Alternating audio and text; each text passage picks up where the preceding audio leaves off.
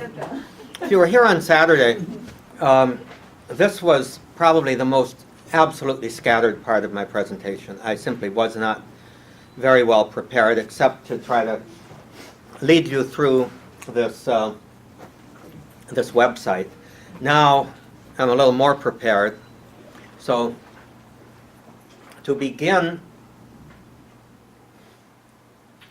with St. Nicholas, I really would strongly like to recommend stnicholascenter.com.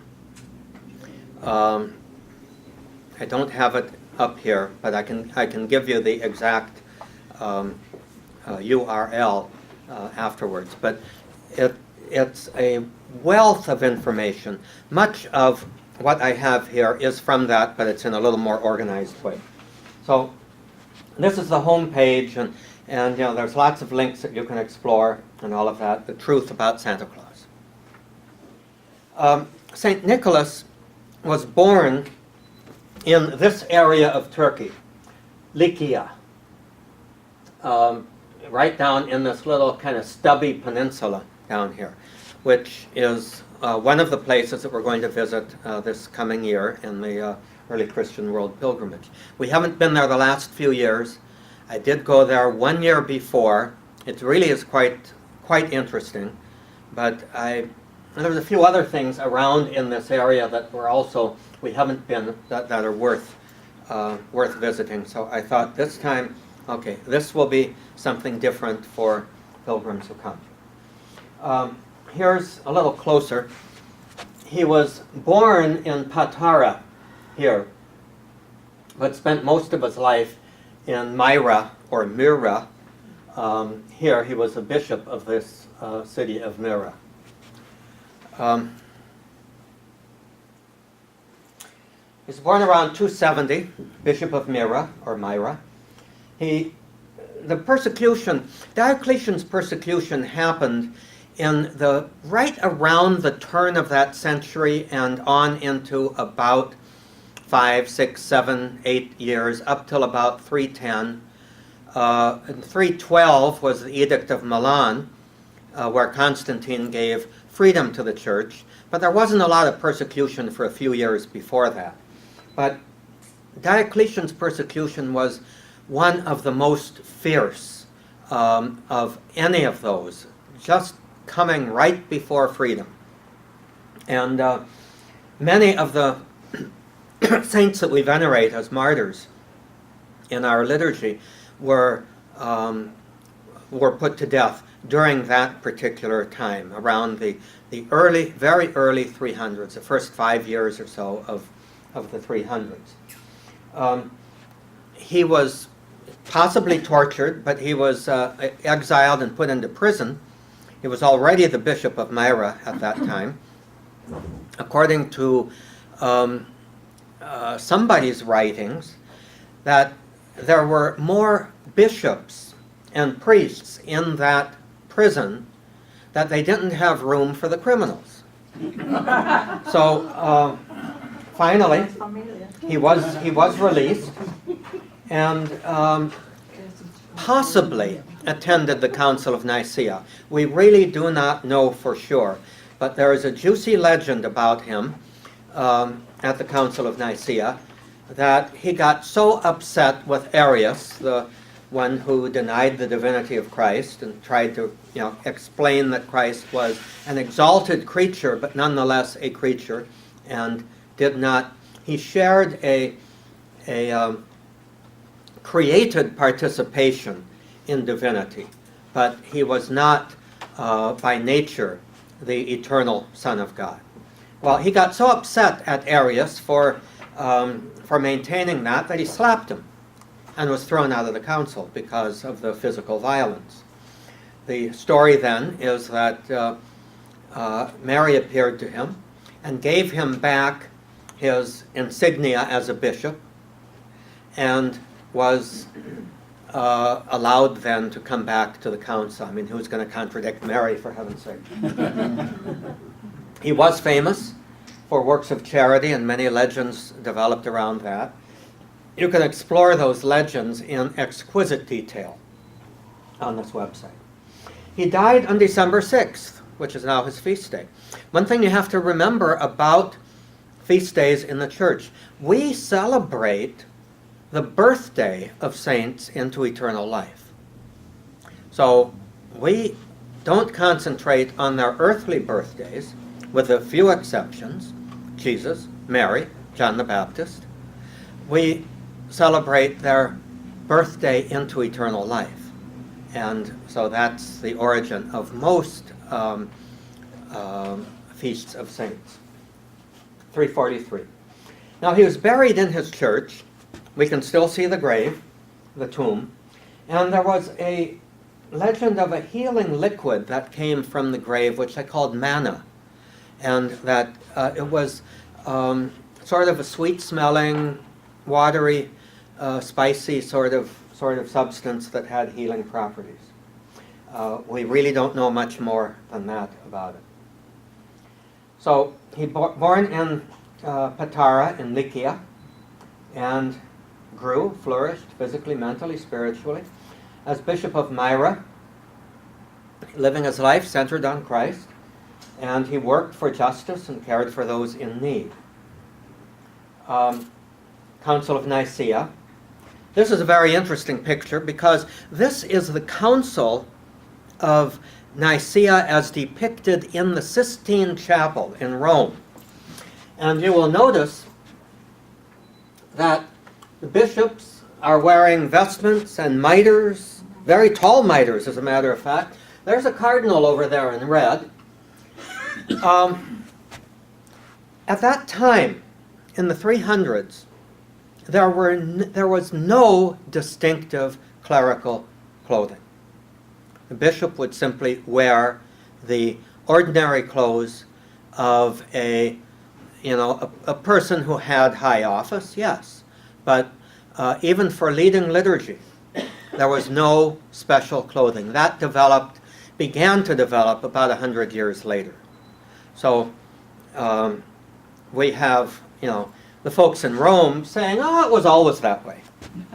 Well, it really wasn't. There's another interesting thing about St. Nicholas and about these council fathers, even if they were wearing the distinctive attire of bishops, the later attire of bishops, it would have been the Eastern bishops.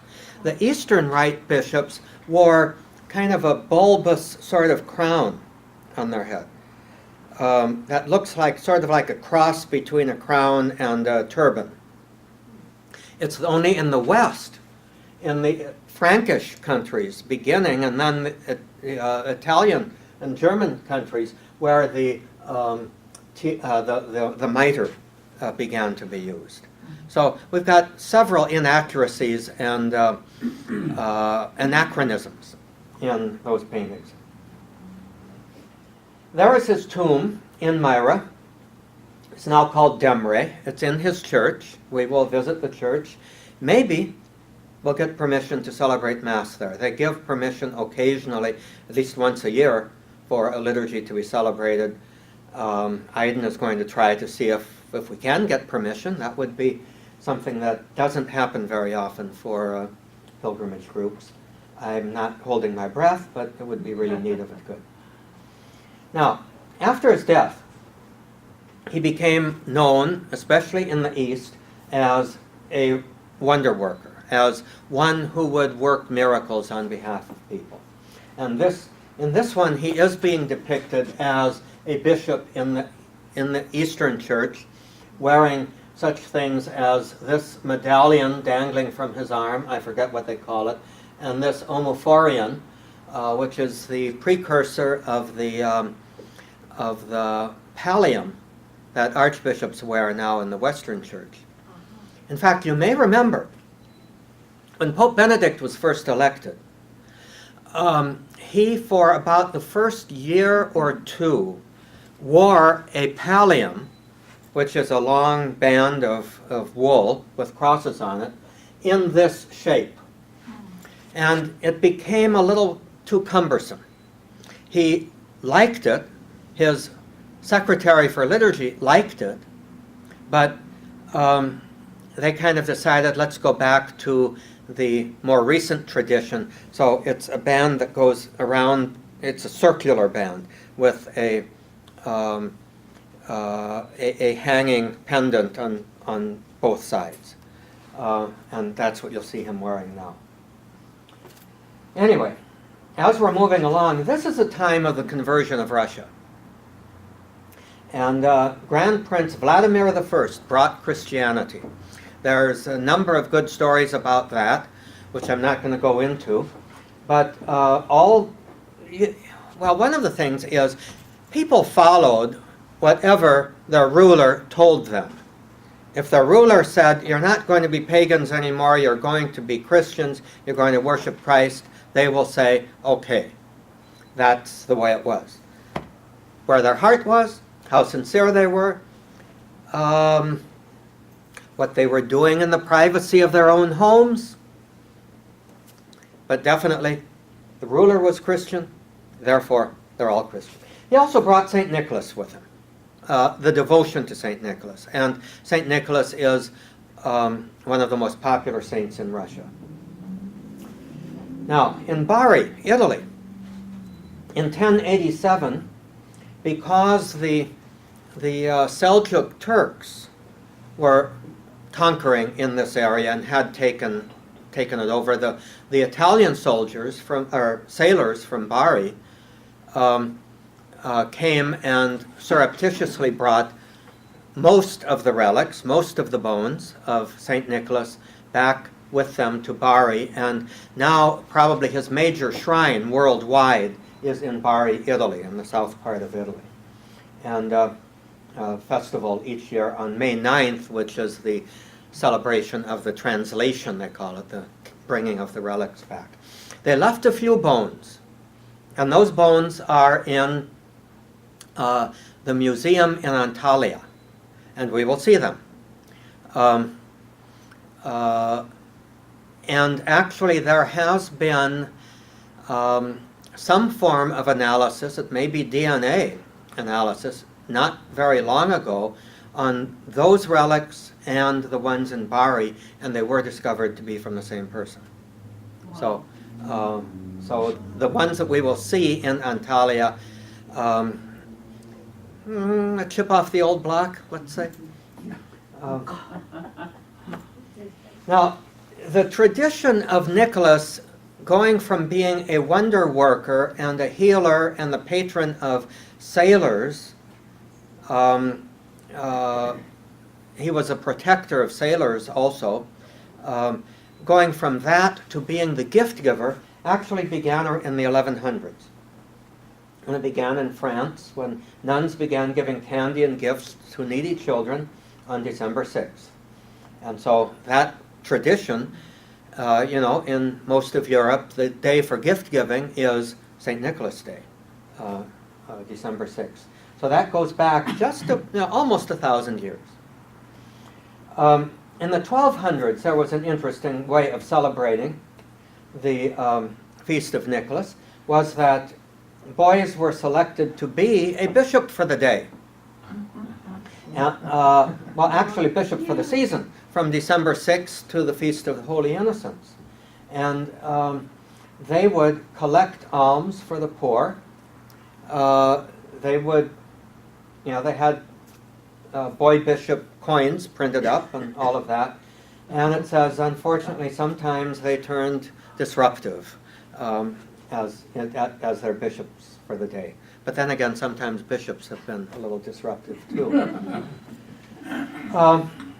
Here is an illumination in a manuscript. He was very popular, as in the illuminated art for manuscripts of those days. Here he is depicted as rescuing a ship at sea.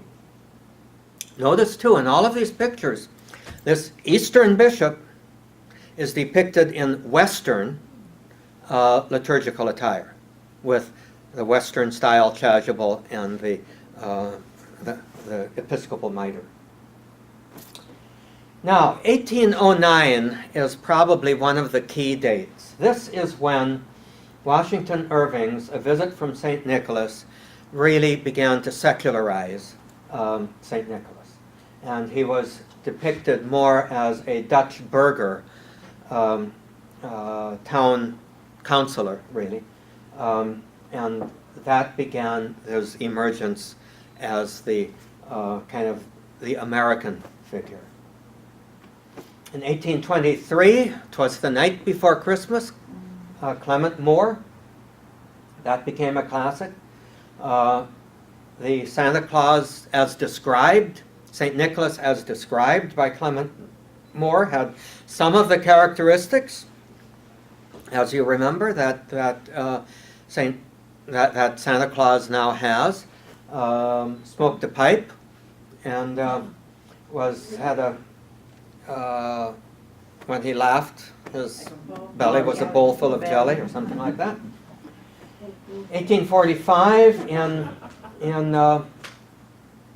the Netherlands, he still retained the bishop's costume, but he's shown arriving on a steamship from Spain with a Moorish assistant. So that's part of the arrival idea of St. Nicholas, I think. 1873 to 1940, there was a children's magazine named after St. Nicholas. And it was very, very popular and had high-quality children's authors and illustrators. 1931, Coca-Cola gets into the act. And the modern Santa Claus that we have, that we know, comes from Coca-Cola. And it goes back to 1931. And in the mall, he really hasn't changed a great deal, has he? This is the very, very first of the Coca-Cola ads. Notice he's saying, "My hat's off." His hat, the floppy, that thing, is in his hand. And since then, he's continued to be used by Coca-Cola. But in the 1950s, the European Coca-Cola gets into the act. Now, they continued to feature St. Nicholas in Europe in his in a modified version of the bishop's mitre. But as it says, even Coca-Cola once knew the true St. Nicholas. 1994, this is a very interesting thing. It looks kind of like they're banning Santa Claus, but they're not. They're simply saying, not before December 6th. So in other words, you don't celebrate the day after Halloween with Santa Claus popping up everywhere. Let's wait until December 6th, is essentially what that sign is saying. Right? Now, in the city, it's now called Demre. It was Myra, same city. In the plaza, in the square in front of the cathedral, over the last 30-some years, there have been 4 statues erected there. And this was the first one. It was put up in 1981. It looks, one of the nice things is, well, he's not wearing an anachronistic mitre with Western-style vestments. He is surrounded by children. He basically looks like somebody who may have lived back in the 4th century. But that was in the town square until 2000. In 2000, this statue is not now in the town square. This is in the garden of the church now. But this was put up by the Russians. And you'll notice here he has Russian Orthodox liturgical vestments on. Okay. Pardon me? And no tummy. And no tummy. However, the town fathers, I hope not mothers, but the town fathers decided to lure American tourists. In 2005, they took that statue down and replaced it with, guess who? In genuine molded plastic. Now, they decided fairly quickly that that was a mistake. So, but it's interesting what they replaced it with, and this is almost as controversial. In 2008, they replaced it with a figure in the garb of the Seljuk Turks. So, in other words, this is truly a Turkish Santa Claus. Now, considering what we've done to Santa Claus, or St. Nicholas in the West, can we get upset when the people of Myra say, let's dress him according to our tradition? And I think, this is really to my mind, a very, very charming image. Is it historically accurate? Well, no, he wasn't a Seljuk Turk. But if we look at Christian art through the centuries, most of what we seem to think, and that happens especially now around Christmas time, but it happens with the depictions of the crucifixion, it happens with the various incidents of Jesus' life. They're dressed in medieval costumes, in Renaissance garb. And we think, we would object to depicting Jesus or the saints in our modern clothing, and yet we think, it's okay to make them look like they're coming from the 16th century or the 12th century. So they're not doing anything that we're not doing in depicting him in a Turkish mode. Wasn't him from the city of Patara at the time when he born belongs to Greece? Well, at the time he was born, it was part of the Roman Empire. But all of the eastern part of the Roman Empire was Greek-speaking and Hellenistic. From the time of Alexander the Great, and even before, Greek culture dominated that area, even if the Romans took over. So is he Greek or he is Turkish? Well, he's definitely the real Nicholas. Yes, Probably Greek. Okay. Greek, yeah. But Greek mixed up with whatever the local people would be. But he would definitely be Greek-speaking. And the Turks didn't come in until about, the Seljuk Turks came in the 1000s. They were the ones that the Crusaders mainly were fighting against. And then the Ottoman Turks, who conquered the Seljuk Turks, and obviously spread the empire a great deal. So, no, Nicholas is not Turkish, except in Turkish imagination and culture. But, Nicholas is not Dutch either, nor is he Italian, nor is he American Santa Claus. So, but he's everything, and a symbol for a great deal. So, I saw this probably the year after it was installed. And I have to say I was really charmed by this image. But Certainly. Does he look like a saint? Pardon me? Does he look like a saint? Do you look like a saint? Me? Yeah. What does a saint look like? Does he look like a saint? No, but we are going back. Does he look like a saint? A little more like it. Well, Uniform. we're talking about our expectations. A lot of our imagery, and we'll have to finish with this one, a lot of our imagery of what saints look like is just because they're of a former time. They're of a former time. So that really is it. Somebody asked on Saturday, there is an incident in my former life where I spent a full year not trimming my beard. Okay?